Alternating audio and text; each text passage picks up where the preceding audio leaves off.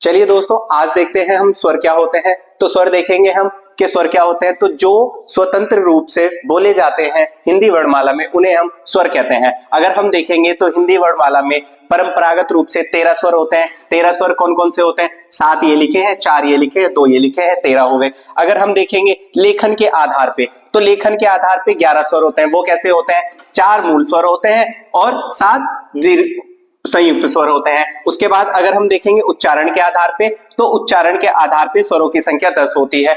उच्चारण के आधार पे जब हम री को कंसीडर नहीं करते हैं, क्यों? क्योंकि जब हम री का उच्चारण करते हैं तो वो एज ए व्यंजन उच्चारित करते हैं। चलिए उसके बाद देखेंगे स्वर जो होते हैं 2 प्रकार के होते हैं। एक होते हैं मूल स्वर, एक होते हैं संयुक्त स्वर।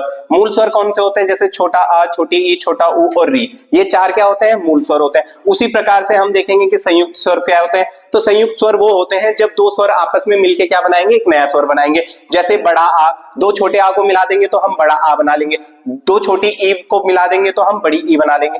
2 छोटे ऊ को बना लेंगे तो हम क्या बना लेंगे? बड़ा ऊ बना लेंगे। और ए, ओ और औ ये भी क्या होते हैं? संयुक्त स्वर होते हैं। ए कैसे होता है? तो ए जो बना होता है वो आ प्लस ई से बना होता है। बड़ा आई जो बना होता है वो आ प्लस ए से बना होता है।